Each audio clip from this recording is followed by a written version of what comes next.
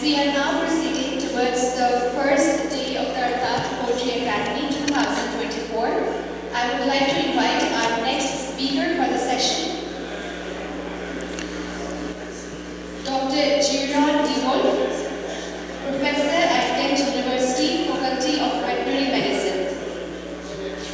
Dr. Jeroen, please be on stage. Yes, come in, please.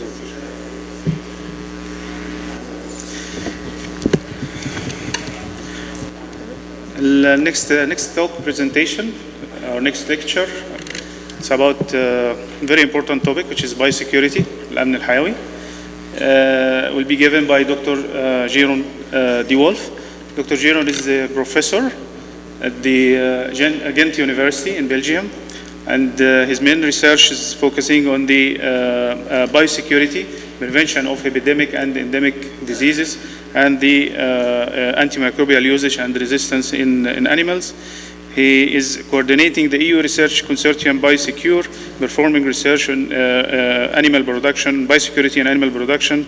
He has authored several books, including Biosecurity in Animal Production and Veterinary Medicine, and also the 8 Myths of Antimicrobial Resistance Disproved, Practical Guide for Reducing Antibiotic Usage in Animal Husbandry.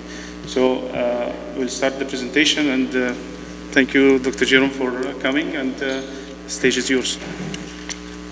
Thank you very much for this kind invitation. It's an honor for me to be here among you. I feel a little bit underdressed, and that's because my luggage is still somewhere between Brussels and Riyadh.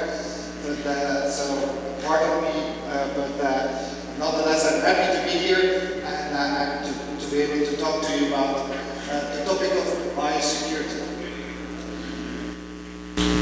Okay, just to start off with what is biosecurity about, because it's a buzzword, there's a lot of talking about biosecurity, but there's also a lot of different definitions of biosecurity circulating. So just to start off with when I talk about biosecurity, what do I think about?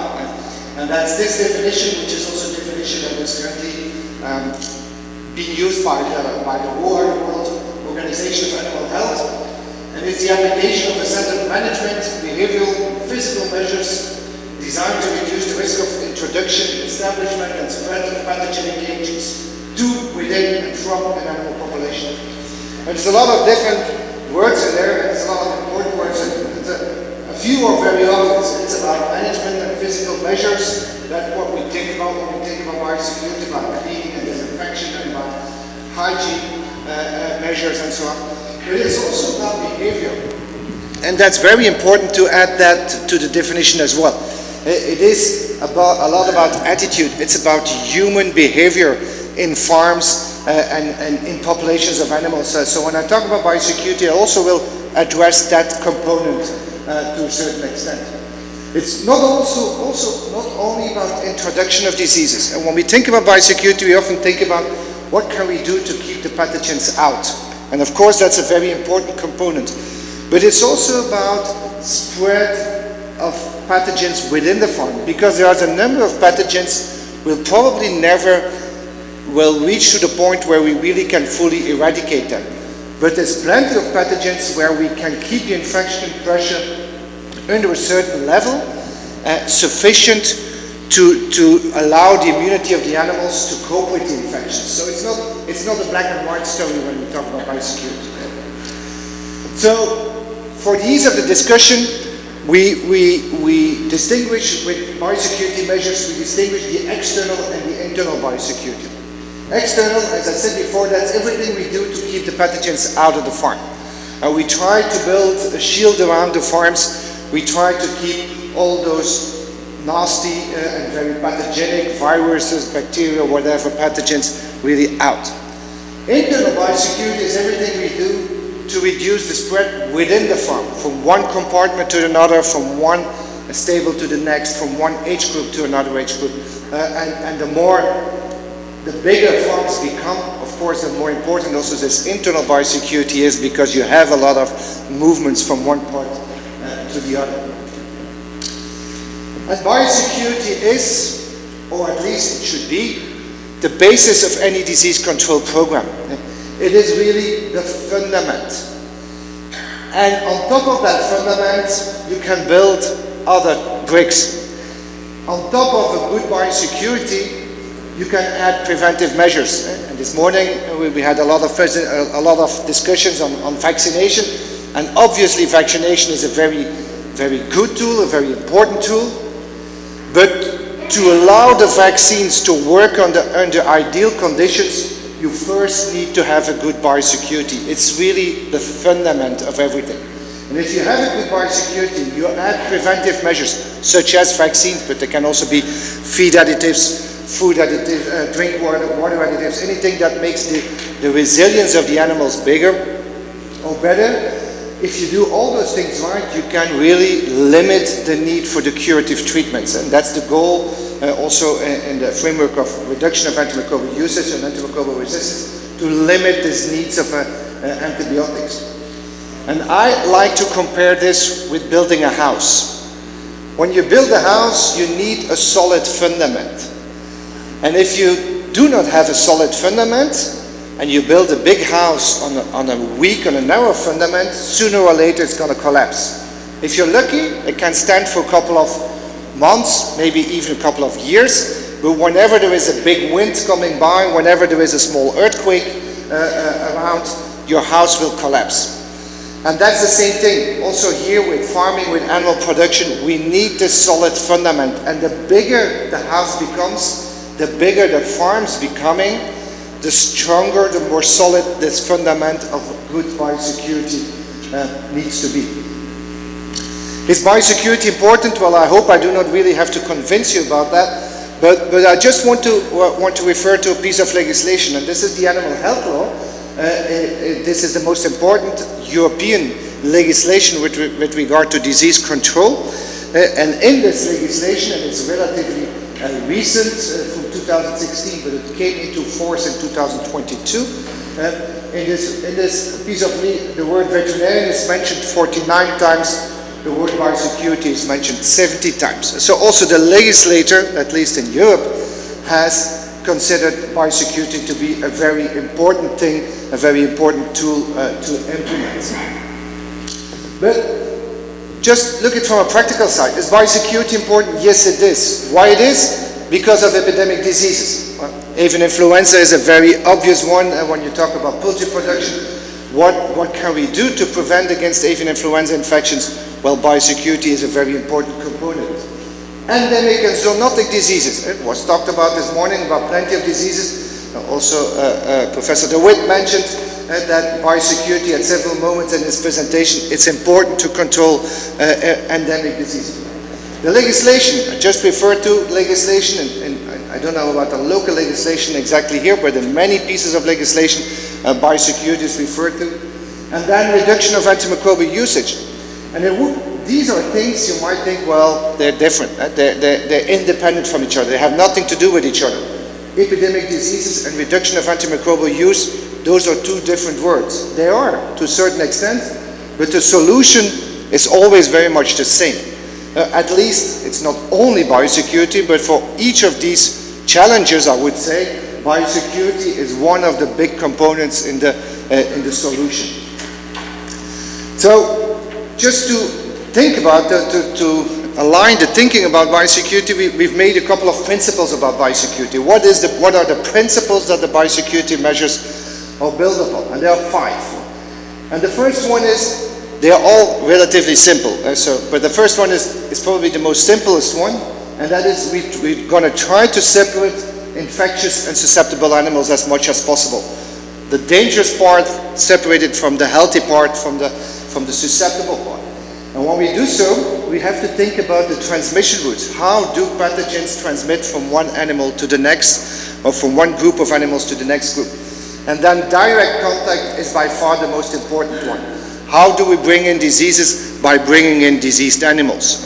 And that is a very efficient way of transmitting diseases.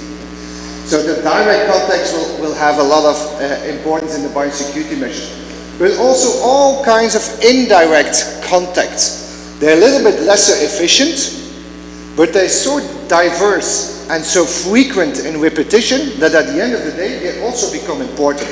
So also there we will think about biosecurity measures to try to reduce this transmission through these indirect contacts.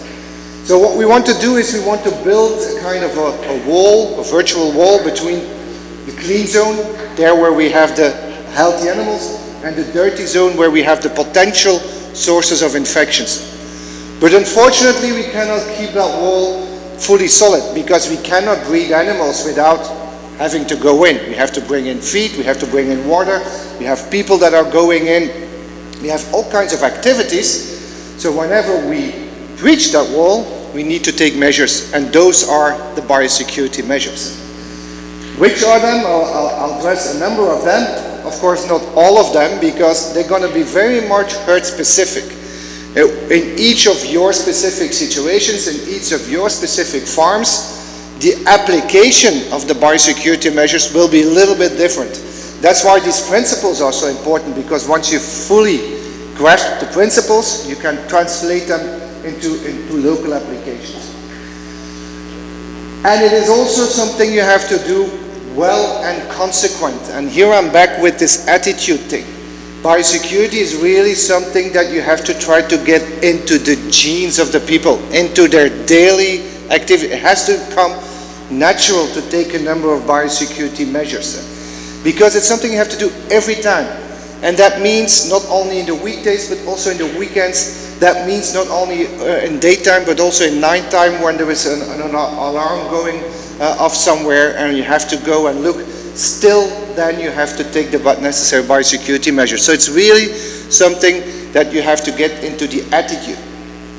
And it sounds very logical, but the consequence of this is that when you try to improve the biosecurity at a farm, that what you're actually doing is try to influence the attitude of people.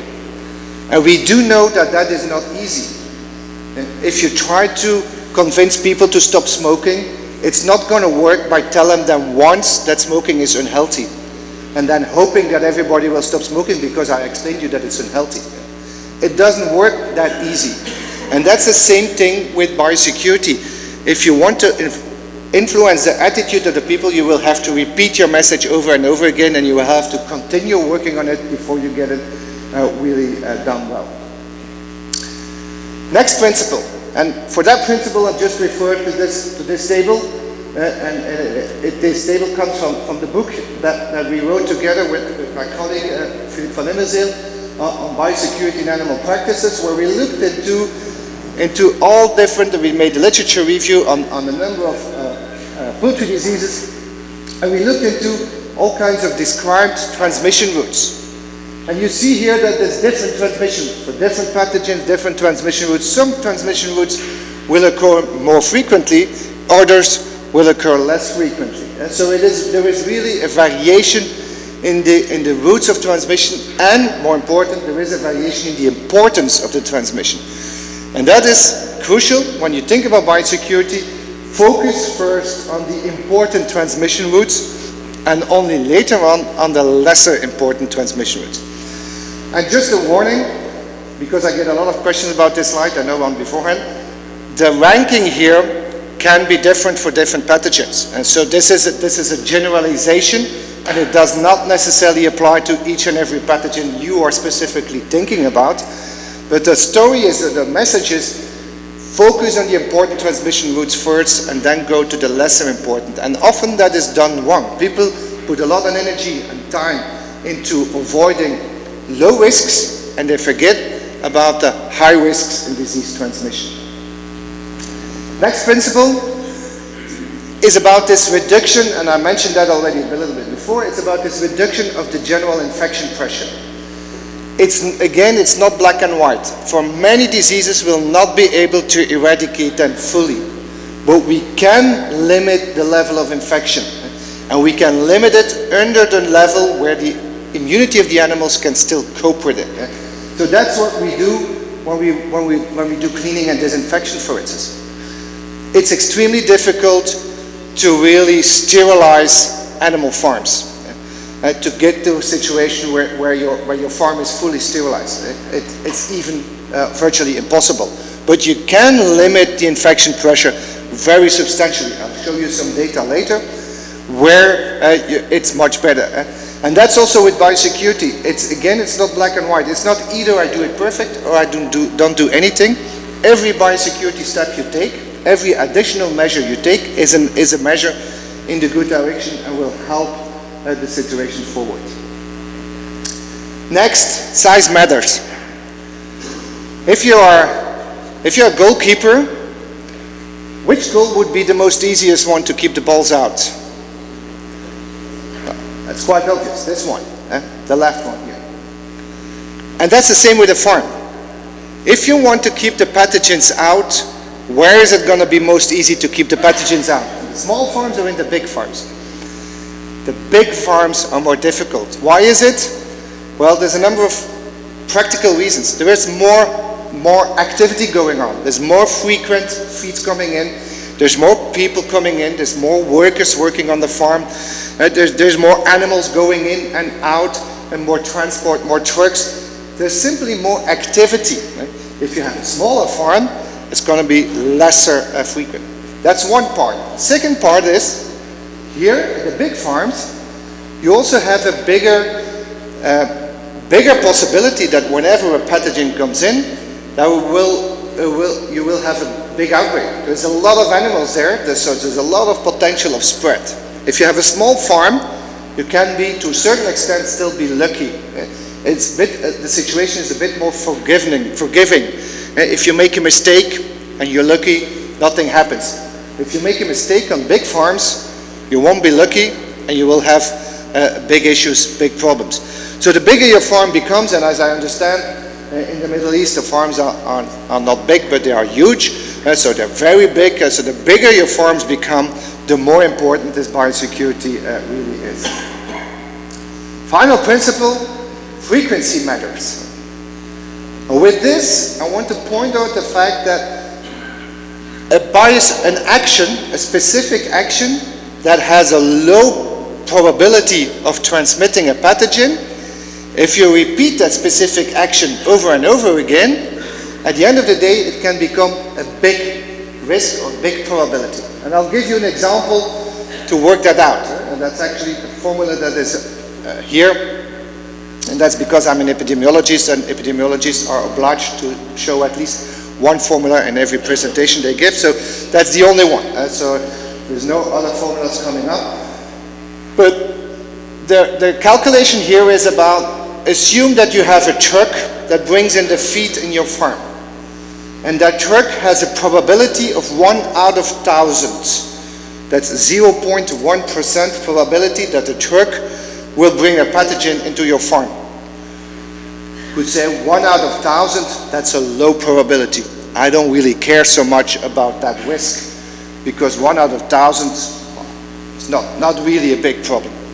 However, the truck comes every week.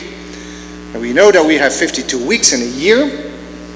So at the end of the year, if we use the formula of cumulative probabilities, at the end of the year, that 1 out of 1,000 probability became a 1 out of 20 probability, from 0.1% to 5%. So at the end of the year, the chance that the truck brought in the pathogen into your farm has become 5%. And that's a little bit difficult to still conclude that that is a negligible risk, that I don't care about that risk, because it becomes an important risk. If we take it further, from a pure statistical point of view, this means that after 20 years, your farm will be infected with 100% certainty through the truck with that specific pathogen.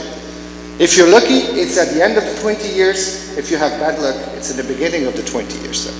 So just to tell you that even small risks, if you repeat them over and over again, they become big risks at the end. And that's also something you have to take into account in your daily activities at the farm, because those things you do every day and you don't see nothing happening, it gives you this impression in your mind that it's not dangerous, because I've done it yesterday and the day before and the day before, and nothing was happening. So it's not dangerous. But that's not necessarily true. So also these daily activities you have to take into account when you apply biosecurity. So these are the 5 principles. They're quite basic, they're quite simple, but once you understood them and you really incorporated them into your thinking, you can quite easily translate that into biosecurity measures. So let's look a little bit at those measures, and I'm going to focus first on the external biosecurity and then second on the internal. And so external, everything we do to keep the pathogens out. And so what should we do? Well, we have to separate the farms into clean and dirty areas. We have to really make this physical distinction about an area where the potential risks are, and an area with, at the bottom where the potential risk with all the external transporters, external persons, and then this internal area that should be clean and where hopefully we don't have any risk. Whenever you go from that dirty zone to the clean zone, you need to take those physical measures, these hygiene measures. So here you have an example of a dirty area, a clean area, where, for instance, the silos, the pointer is not really working, where you have the feed silos on the dirty side, not on the clean side. You have to avoid that trucks have to drive all the way around the farm to load the feed or to unload the animals, all kinds of things to separate that clean and dirty. Another thing is, make sure you have good communication, clear communication. People cannot, by coincidence, get in. Or afterwards they say, I did not know what you wanted, so provide clear communication. If you have a separation between a clean and a dirty part, provide good fences, not a line on the floor, but really a fence, a physical barrier where you not by coincidence can get over. Going into the farm. People going into the farm, what are 3 things you should always do? 3 golden rules for entrance of people into a farm, and they're quite simple. You have to change your footwear, you have to change your clothes, and you have to wash your hands. It's as simple as that. You can add a lot of other things. You can add showers. Showers are very good. But the most important part of the shower is the fact that you've changed clothes, that you've changed your footwear, and that you washed your hands, because that's where the biggest risks are.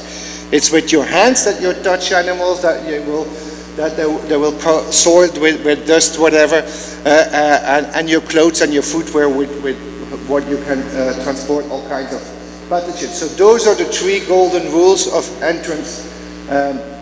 So you need a good hygiene lock, a way to get into the farm. Register your name as a first stage. This will not remove any pathogens from you, but it makes you traceable. Gives you a kind of a psychological effect that, oh, people know I'm here, so maybe I should be a little bit careful. Take off your outer clothes before you go in. You wash your hands. I cannot emphasize this good enough. It's so undervalued, washing our hands. It's easy, it's cheap, it's quick, and it gives you big benefits. That's what they do in hospitals to control outbreaks, and not sending everybody to the shower, but asking people to wash their hands. If it works in a hospital, it's also going to work with us. It's the same type of pathogens we're trying to prevent. If you have to wash your hands under this type of conditions, that's not going to work, or it's not going to be attractive, might even be dangerous. If you wash your hand on this type of conditions, that's easy. So having good things, making people to wash and disinfect their hands, simple but important. Then a physical barrier, and when you have a hygiene lock, a physical barrier between the dirty part and the clean part, can be bench or can be shower. I can send people through showers, shower in, shower out. These are benches, physical barriers, again, not a line on the floor, because that disappears into the eyes of people, but the physical barrier, if you ignore it, you fall over it. That's what works. Showers, this type of showers, I hope you don't have them, but these are not good showers, because you go in and out on the same side. You go in from the dirty side, you shower, but you get out on the dirty side again, and that's not good. So what we like here, what we prefer is that you have this walk-through showers. It's good to have showers, but you have to use them. And I see, and again, I'm not very familiar with the situation here. I assume that is done right here. But I often see that people make mistakes in the showers, that in the sense that all the workers have to go through the shower, but the farm manager is not. That's not the way. So everybody, if you have it, everybody has to adhere to. So when you implement biosecurity measures, think about the ease of application. If you make it extremely difficult, if you say, well, I don't care because it's the farm workers that have to do it, I don't have to do it, it's not a good. Make it easy, make it feasible for the people, because you want them to do it every day over and over again. And if you make it very hard, very time consuming, very annoying, then at a certain moment people will find a way around it. You might not know, or it will take a little bit of time before you know about it, but they will have found a way around it to ignore, to avoid your biosecurity measures. So think, when you apply biosecurity measures, about the feasibility. Always think, what if I have to do it myself?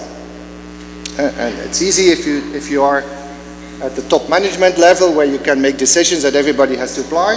But think about, what if I have to do this every day myself, will I be willing to do it? That's what you have to think about. So showers, good, but make sure that people apply them well. Disinfection of the footwear, of the boots. Even if you've taken all those measures, you get to the clean zone.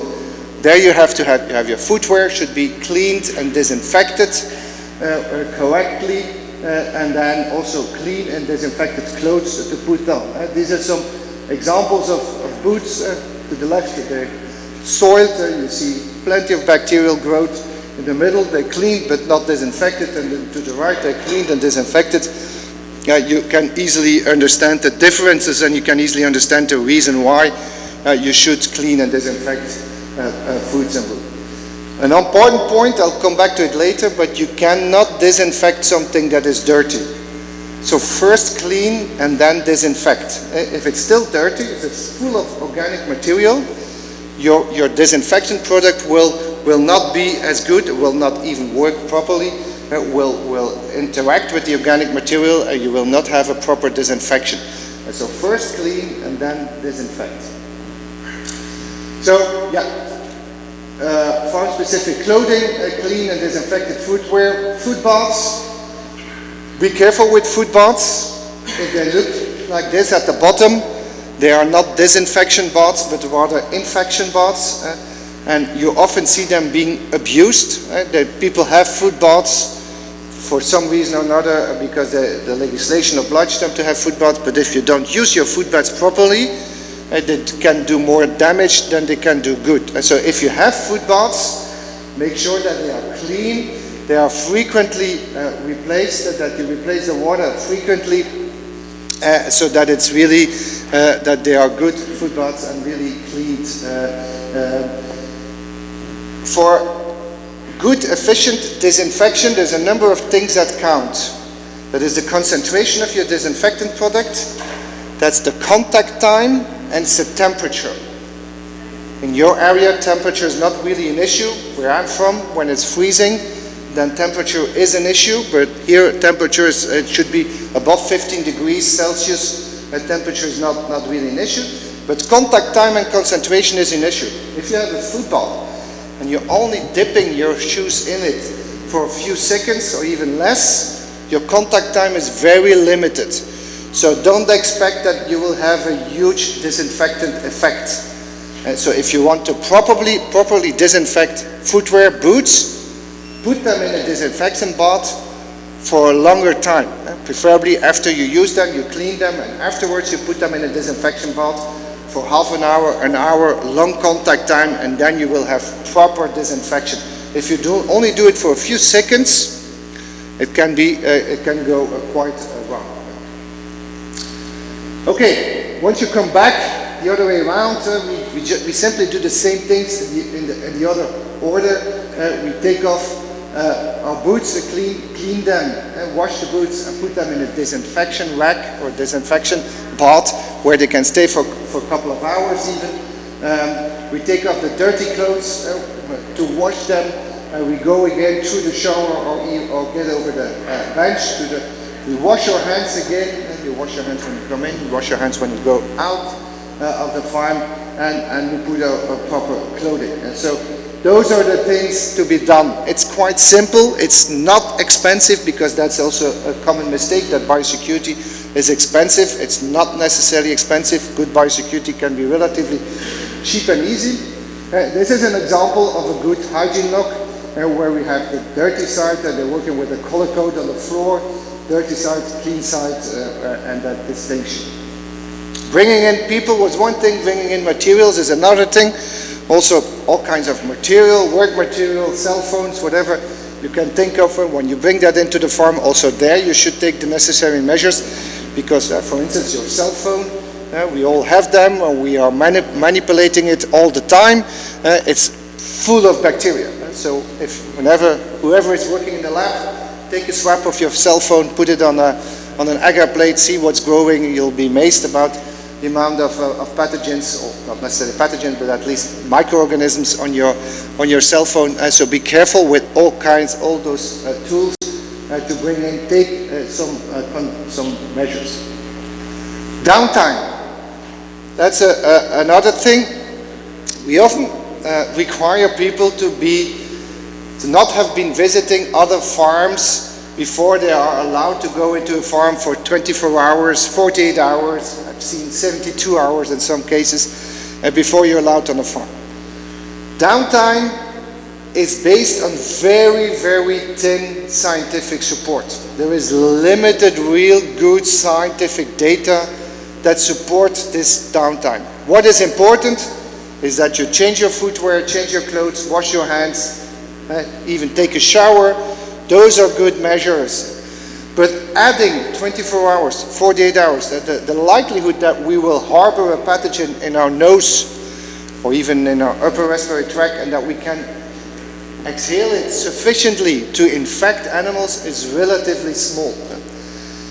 On the other hand, if you don't take the biosecurity, if you're not changing your clothes, if you're not changing your footwear, then 48 hours downtime is absolutely not enough. Because if the pathogen is protected by organic material, can survive. Some pathogens can survive for weeks, for months. Philippe's going to talk about salmonella. Salmonella can survive for months when it's protected by organic material. So downtime often gets a little bit too much attention. And that's one of those biosecurity measures where we put a lot of effort and energy in for very limited expected results. Transport vehicles, on the other hand, those are very important. I know this is a picture of the poultry truck, but you see the example. So any vehicle can spread diseases between farms. So it should be clean and disinfected, only contain your animals. That's not so much a problem in the poultry industry. Only in the dirty area of the farm, and the driver should stay inside the truck preferably, because it's not only the truck, but it's also the truck driver that is a potential transmitter of pathogens. Again, also for trucks, the same holds true. You cannot disinfect something that is dirty. So if you put a dirty truck through a disinfection sprayer, it's not going to work properly, because the truck first should be washed and then disinfected. If the truck is full of dust, that dust will just avoid that the disinfection comes to the surface of the truck, and will get a full disinfection. So first a dry cleaning. I come back to the steps of cleaning, but then cleaning with a detergent, and only then, when it's fully cleaned, you can do a proper disinfection of your truck. These are other examples where you apply disinfected products on the wheels of the trucks. That can also be helpful, because also those wheels of the trucks can be sources of infection. And just to give you an example, this is a study that we've conducted. One of my PhD students looking at Campylobacter, the transmission routes of Campylobacter in 10 different farms in Belgium. And you see here a number of farms where we could retrieve Campylobacter on the vehicles that are coming into the farm. And you can see it from the images. It's 2 times it was the wheels of the trucks. Those were trucks coming from a slaughterhouse. They were supposed to be cleaned and disinfected, but still the wheels of the trucks, on the wheels of the trucks, we could isolate the Campylobacter. On the crates where the birds, so-called cleaned and disinfected crates where the birds had to be put in before they were brought to the slaughterhouse, often were positive. So these trucks, these vehicles, they are not a theoretical risk, they are a real risk of transmitting pathogens.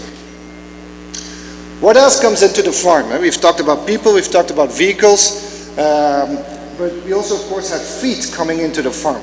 Also, feed might be a route of disease transmission. And so, make sure that you buy and use safe feed. That means feed that is heat treated in one way or another, that is processed in a way that it eliminates the pathogens. But again, also when we talk about feed, there is again the feed truck, also that truck. Inside of the truck, outside of the truck that might be contaminated. There is all kinds of feed storage places where you can have pathogens coming, and then you have all the feed transport lines to bring the feed to the animals. So each of these places we can have contaminations. We've seen in the past several farms where they have continuous salmonella problems, where it turned out repeatedly they became positive, they break down on salmonella over and over again. It turned out at the end that the salmonella was hiding somewhere in the feeding lines, and that you had to really dismantle the full feeding system and clean and disinfect, because that was the continuous source of infection. Besides feed, also water is something to be think about. Water is a very efficient transmission route of pathogens, of multiple pathogens that can survive for a long time in water. So please make sure that you give the clean and healthy water to your animals. If you want to know what is clean and healthy water, you take a sample of the water at the end of the water line and you ask yourself, will I drink this? If you think, no, I'm not going to drink this, because it looks dirty, because it smells dirty, because I'm not confident, well then your animal should not drink it either. So what is the level of security of your water, the level of quality of your water you expect? Well, it should be the same level of quality that you also would drink for yourself.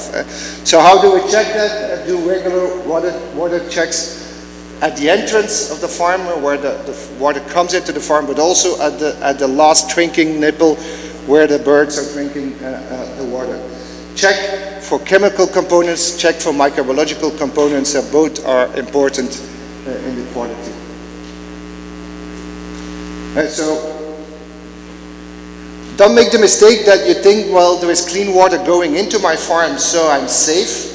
Water can get contaminated through the drinking lines. You see some examples here of contaminated water drinking lines, where you have huge biofilm growth, where you have all kinds of microbiological organisms that can survive and continuously spread to your animals. So good cleaning and disinfection, there's plenty of products available to do so, to regularly clean and disinfect your water lines, and it's really important. Carcasses, dead animals, do not stop spreading pathogens when they die. That's a common mistake, that people don't want to spend too much time and energy into dead animals because they think they're dead.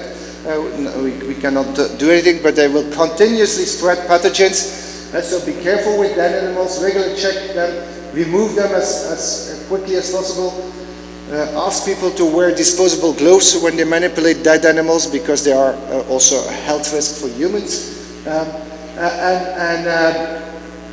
Dispose of them in a safe way. It can either be through burning, through composting. There's plenty of ways to safely get rid of your dead animals, but take that seriously, because dead animals can really be a continuous source of infection for your farm. Manure, same thing. Also the manure is something that you have to get rid of in a safe way, but because the manure can contain plenty of pathogens, and so also there, be careful when you distribute it on the land, or you process it, do it in a way that the pathogens cannot come back to your farm, either through vermin, through birds, whatever way, do not get back on your farm.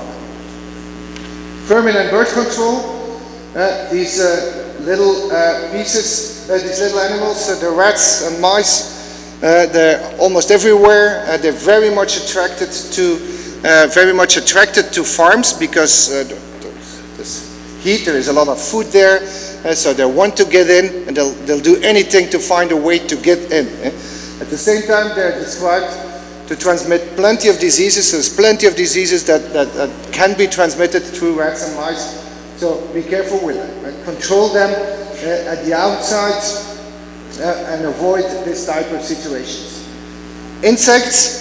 This is a very recent publication. It's actually not yet published. It's submitted for publication, literature review that we have conducted within my group, where we looked at the described diseases that can be transmitted through insects, through either flies or beetles. And these are poultry pathogens. And you see there's plenty of poultry pathogens, either viruses or bacteria, parasites, that can be transmitted through insects. So also insect control is something to take seriously and to avoid that this transmission can go on. So try to keep them out, not like this. This is an open invitation. All kinds of grids, all kinds of nets to avoid. This is not going to work for the insects, but it's going to work for the birds and for the rats. Not like this, where you have all kinds of old material around the farms. I hope that this is not the situation here.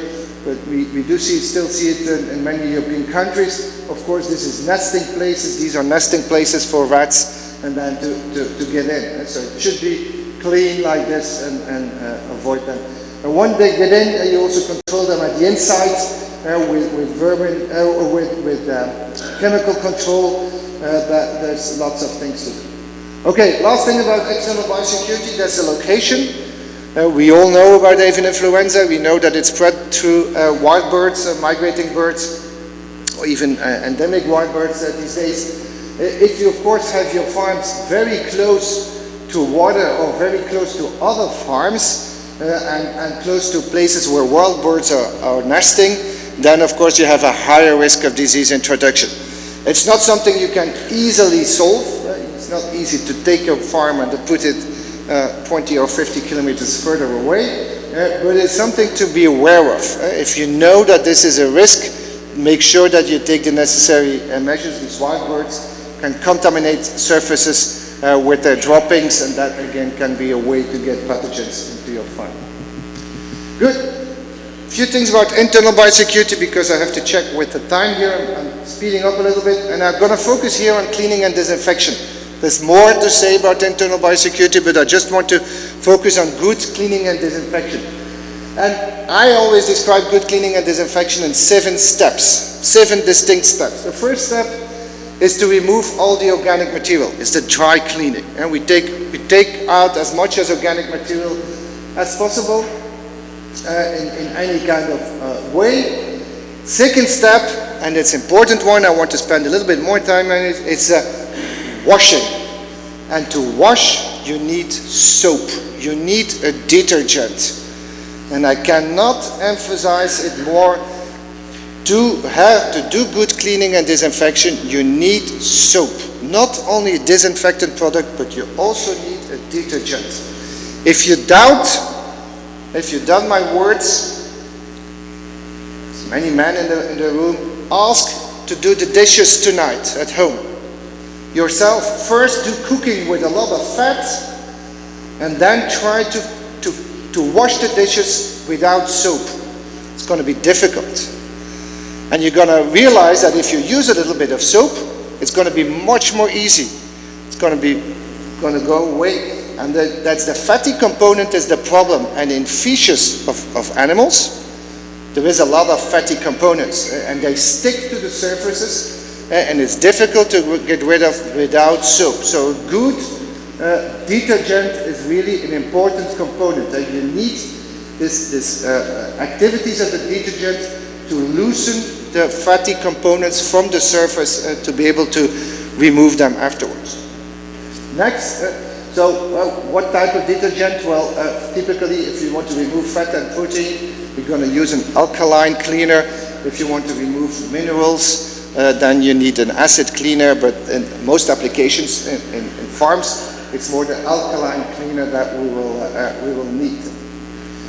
So it's also good to use a soap that is foaming.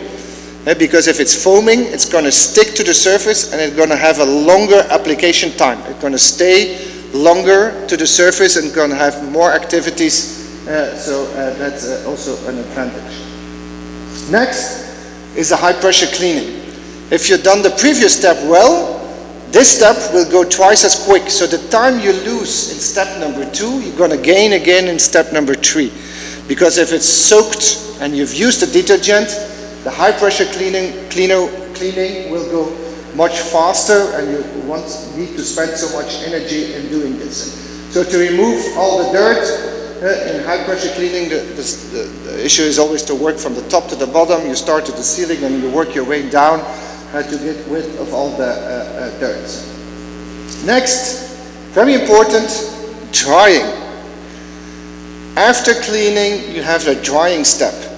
Because you should not disinfect a wet surface. You first have to have the surface fully dry, and then afterwards we can disinfect. And why is that? Well, if you consider a 1 square meter, and you put on 1 square meter a layer of 1 millimeter of water, how much water is there on the square meter? It's 1 liter of water. And 1 millimeter, it's just wet. It's a very thin layer. It's not that you're going to slip on it. It's just, especially if you have a porous surface, concrete surface, you have 1 liter of water. If you're going to disinfect, we typically use a quarter of a liter of a solution. You use a solution with 1% disinfectant product, for instance, whatever type of product you use, either 2%, 1%, 0.5%, doesn't matter so much. But we use a quarter of a liter per square meter on average. If you add that quarter of a liter to that 1 liter that is already there, what are you doing? You're actually diluting your disinfectant with a factor of 5. Instead of having 1%, you only have 0.2% of disinfectant left. And then you should not be surprised that your disinfectant is not working well. You mentioned about the control of IBD, and if you want to avoid that the next farm is infected again, good cleaning and disinfection. There's plenty of mistakes being made in disinfection. People are disinfecting, but they're not disinfecting well enough. Often people approach me with questions about resistance against disinfectant products. Well, to be honest, I've never seen resistance against disinfected products in the field. You can mimic it in the lab, but in the field, I've never seen it. But I've seen plenty of mistakes in application of disinfected products. So when your disinfection is not working well, it's mainly because it's not applied in a good way, and it's not because the pathogens, whatever bacteria or viruses, have become resistant against the disinfectant product. So good drying before you go to the next step, and the next step then again is your disinfection, either through a foaming system, again, where you have this longer contact time. If possible, the fogging is also a very good idea, because with fogging, you have these very tiny droplets that can get in every little crack, and so you have a very good contact with your disinfection. Finally, after disinfection, we do another drying step to avoid that if new animals get in there, that the animals could come into contact with residues of your disinfectant product. So a new drying step, and that's it, except for the last point, and that is the testing. Do a regular testing of the quality of your cleaning and disinfection. There's several ways to do that. You can do these contact plates. There's other tools available, but often, because people often think they did a proper job, but in reality, it was not perfectly done. So test to be sure. You should measure. To measure, you can improve it. So this is a study we've done. One of our PhD students did this. This is on poultry stables. Before cleaning, we had around 80,000 bacteria per square centimeter. After cleaning, this reduced to 800 bacteria per square centimeter. This is a factor 100 or 2 log reduction. After disinfection, it went down to 25 bacteria per square centimeter. So what do we learn from this? The first thing we learn is that the biggest reduction is made by cleaning and not by disinfection. So again, cleaning is extremely important. First clean and only then go for disinfection. The second thing we learn, that even after proper cleaning and disinfection, you do not go to zero. And what I mentioned before, you do not sterilize your farms. You can reduce the infection pressure. It's extremely difficult to really bring it to a full sterile condition. That's different in a meat factory or in a hospital where you have perfect smooth surfaces, different materials, then that's a different story. In a farm, typically it's not so easy to go to zero. But you can go to very low levels, which then gives a good start for the new production round. Okay. So, 7 steps, just to summarize again, the 7 steps of cleaning and disinfection, if you want to see them. I just want to use the last 5 minutes to say, well, why do we do this biosecurity again? And I mentioned already in my introduction something about this antimicrobial use. And people say, well, if you do good biosecurity, you'll need lesser antibiotics. I said it also in my introduction. And I didn't see anybody like opposing, I don't believe you. But as a good scientist, we really should support that statement. Is it supported? Is it just a belief or is it a fact? Well, we checked the literature. This is a very recent paper. It's published a couple of months ago. We checked the literature and we looked into studies that made this association between biosecurity and antimicrobial usage. We found 27 publications, majority coming from pig farming, quite a group also from poultry farming, and then a little bit from other species. Majority of the studies were cross-sectional, some of them were longitudinal. I'm not going to go into epidemiological theory, but the longitudinal studies are a little bit better in their methodological approach than the cross-sectionals, but you have different types of studies. But what is important, this is the outcome. Out of the 27 studies, 14 really had a statistical significant association between improved farm biosecurity and reduced antimicrobial usage. 5 had a positive significant association between better farm management and reduced antimicrobial usage. And this distinction between biosecurity and management is not always very clear, because sometimes people put the same actions under a different umbrella. Some say it's biosecurity measures, others say it's management measures, but you see this positive effect. 2 studies on top of that said also that improved coaching, those are these longitudinal studies where we intervene on the farms, we improve the biosecurity by coaching the farm workers to better biosecurity, resulted in reduction of antimicrobial usage.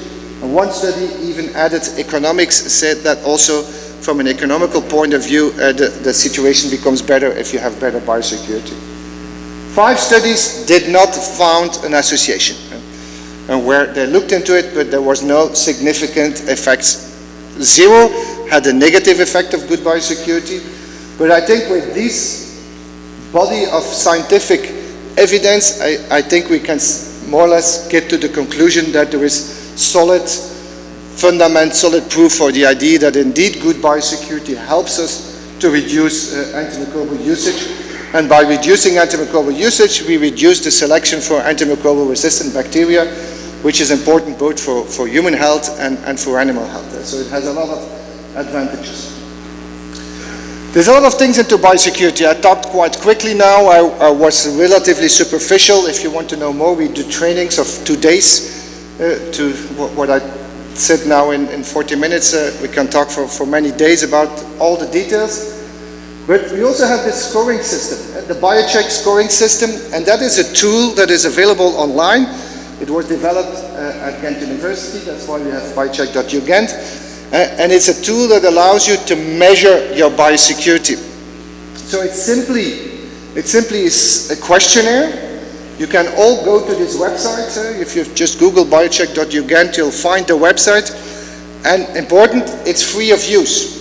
You don't have to have a license, you don't have to pay for it, you just go in there, you find it, and you fill it in. You have your farm in your mind and you fill in the questionnaire. At the end, you'll get a score, and that score will tell you where you are. If you are close to 100, it means you have very good biosecurity. If you're close to 0, you have very bad biosecurity, but you likely will be somewhere in the middle, or maybe even a little bit better than the middle. It gives you an auditing tool, an evaluation of your biosecurity. It's based on these principles I've explained you in the beginning of my presentation. We have it available for different types of poultry, for the laying hens, for the boarders, the turkeys, the breeders, free range, that's probably not so much here applicable, ducks, and even for backyard. If you have in some places backyard is an important risk, so also for that, then we have these biosecurity tools available. So please go out there and check for yourself. If you want to know how can I improve my biosecurity, fill in the auditing tool, fill in the questionnaire, and immediately you'll see your strong and your weak points. You'll get a report like this, where you get your scores compared to an average, a world average. Whenever we have sufficient observations for a specific country, we'll add the country average. For the time being, there's not too many from Saudi Arabia. I've checked yesterday, I think we have 5 farms from Saudi Arabia. So please, when I get back home by next week, this should be 50 because all of you will have filled it in. And it helps you, it's free, it's totally anonymous. You don't have to write your name, not your address, so we're not going to use it against you. The only thing we need to know is which country it is. But it's really a tool for you to help yourself to improve your biosecurity. To compare, to make a state of the art at the starting point, also then to start to improve. And it is used a lot. We have quite a lot of data. It's now become the biggest database in the world on biosecurity. This is a kind of a citizen science project. I'm promoting this very much, not because I want to earn money with this, because it's for free, and that's a very bad, bad idea for me to give it for free. But the reason why I do it, because you guys are all collecting data for us to do research on, and that is what we want to do. So we have now already quite a big number of data, and this is my last slide. Those countries, those sectors that are systematically using it year after year, you see them systematically improving. And that's ultimately what we want to do. We want to get that biosecurity to higher level, step by step. It's not something you do overnight. It's not something you can do at once. But step by step, you can make it better. The better your biosecurity is, the better your sector is protected against all kinds of risks. With this, I want to thank you for your attention. Thank you very much. Thank you so much, Dr. Jeroen. We now move on to a quick Q&A session. Thank you, Doctor.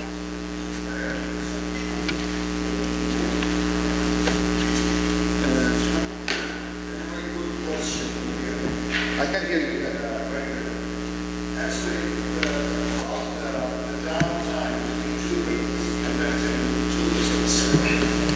So you mentioned that it's not really crucial since we are following certain procedures.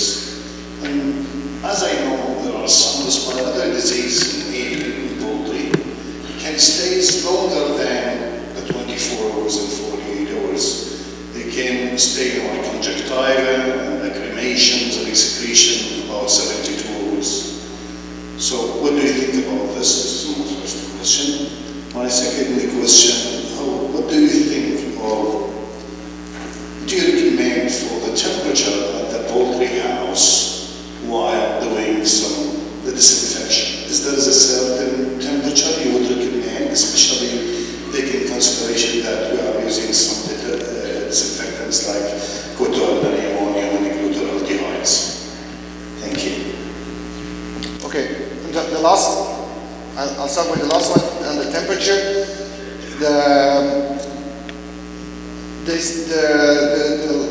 The break point is around 50 degrees. If it's above 50 degrees temperature, it's sufficiently to have good disinfection working.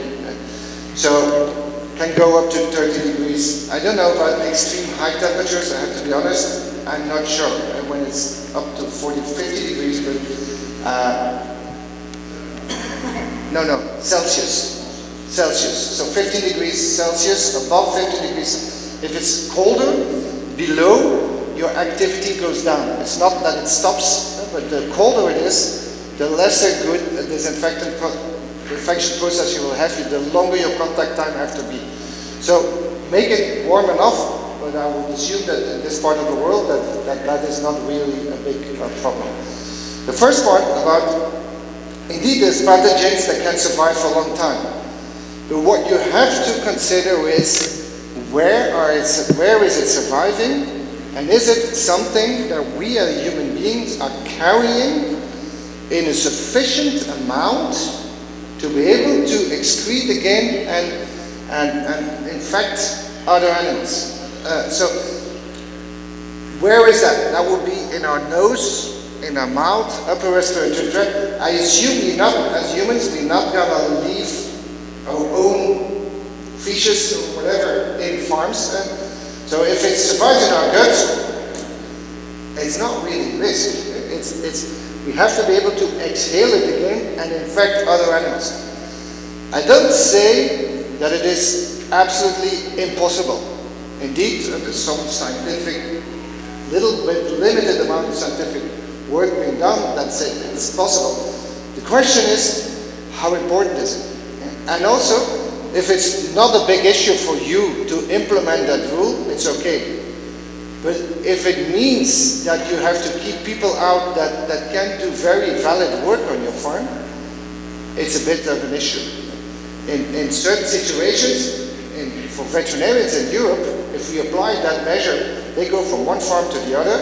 It would mean that a veterinarian can do 2 farm visits a week. It's not too much. That's where we have to think. How much risk do we really reduce with apply? If it's a psychological measure, and it's a measure to avoid that you have unwanted visitors, it's a good measure. Just keep it. But don't think that with that measure you're going to reduce the risks tremendously. That's the point. Yeah. Thank you for your presentation. First of all, my question is disinfection by heating the house before receiving the chicks after using disinfection. Can you use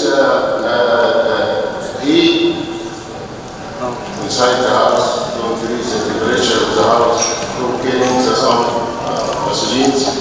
Also another point is airborne infection. What about air?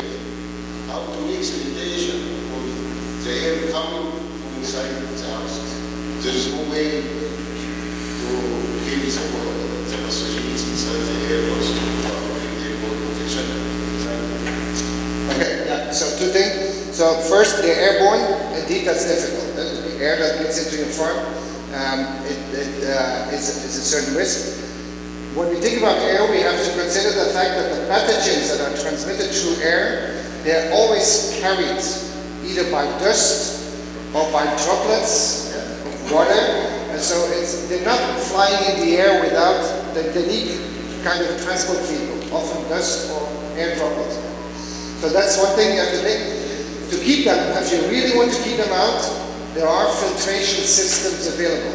We have farms, mainly in big farms, I'm aware of it, I'm not sure, not aware about where they put HEPA filters on the air inlets. It's, sorry? Too expensive. Expensive? It's too expensive. Yeah, too expensive, I understand. Yeah, it's extremely expensive, so I understand that. Yeah, that's why you don't see it so much. Sure. Of course. For small quantity, for fruits in small quantity, like around there and but for regular intensive production, 1 house, 150,000, it's too difficult to make this system ventilation. Absolutely right. Unfortunately, I don't have a magic solution for that, so I don't have an easy solution to sanitize the air. I have to think where the farm is located. Pathogens will not transfer through the air extremely long distances, especially if it's dry and hot. If it's dry and hot, pathogens will be killed off quickly. If it's wet, humid, then they can and cold, they can be transferred for much longer. If it's dry and hot, it's not so easy. And now I forgot about the first question was about The heating of the house. heating. Yeah, heating. To use the heating. Heating can be used to disinfect. So it's a physical way of disinfecting surfaces. But you need to have sufficient high temperatures. And so now we're really talking about using flames to heat. It's time and energy expensive. It's sometimes dangerous because it can start a fire. And so we have to be a bit careful. But it can be used. So heating can be used. But you have to go to sufficiently high temperature. Typically 60 degrees Celsius Fahrenheit is when the most pathogens, the most cells will disintegrate. But 60 degrees is a quite high temperature you have to reach everywhere on the surface. So but it can work. It can work, but you have to think carefully about how you're going to apply it. What does not work is say I leave it empty. It's very hot. It's 40 degrees Celsius. I'm going to leave it empty for 1 week. It's going to disinfect itself. That's not going to work. Thank you so much.